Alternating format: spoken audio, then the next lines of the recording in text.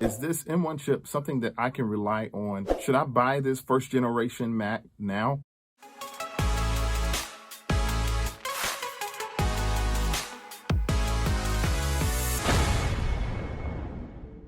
I've received a lot of questions about the M1 chip. People are asking like, should I buy it now? Should I wait till the M1X? Should I buy another computer? What is the difference between the M1 chip and the Intel-based Mac? Today we're asking the question, is the M1 chip a better option for you? Hi, my name is Brett. Thanks so much for joining us. We're talking about Apple's M1 chip computer. So let's be honest here. You're not going to get everything. You want to have a checklist of what you need. Every week, if I don't forget, I try to post a comment of the week. I continue to appreciate all the comments that you leave, feedback, information, anything that you have to share. Here's Joseph Davis.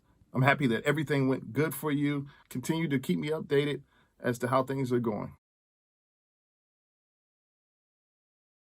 Apple is in the middle of a 2-year transitional period from its Intel-based Macs to the newer silicone Apple Macs. I'm not sure how long those Intel Macs will be here. People are still buying them and using them, so Apple is obviously, they're not going to get rid of the Intel as long as people are purchasing those Macs. Let's talk about the M1 chip. It has better battery life. It's faster overall as a computer compared to the Intel-based Macs. And even the MacBook Air that I have, it does not have a fan. It's fanless. Apple introduced this M1 chip maybe about 1 or 2 years ago. They wanted to phase out the Intel processors. So everyone's big question, is the M1 worth the buy now? Should I buy now or should I wait? Or should I buy something instead of the M1 chip? What are the other options that I have that are comparable or competitive to the M1? In my previous video, I showed you that I purchased the MacBook M1 Air. This computer has been great for me. I use it very lightly. I don't try to get into any heavy programs or software to use. Even before my purchase, I was really wise, and there was a reality there that I knew it would not be able to handle the multitasking of the different programs that I use. So if you're interested in this Mac, there are a couple things you want to ask yourself. First, how much are you multitasking? What different programs or software programs are you using this computer, or would you be using this computer for? Using it for FaceTime, for web browsing? Are you just simply checking your email? Are you using it for social media, to watch Netflix? Here's another question. Does the M1 chip make Macs cheaper? To that, I will say yes, they are currently cheaper than the Intel processors. Speaking of cheaper, this M1 is capable of replacing far more expensive computers in the future. These days, everyone is so budget conscious, especially when it comes to technology. With this new technology, have you checked if your apps are compatible with the M1? If all apps are compatible, the Mac M1 has the potential for top-line performance and efficiency. Are you looking long-term? Do you want this Mac to last you more than just a year or two? So how about that? The answer lies within your workflow.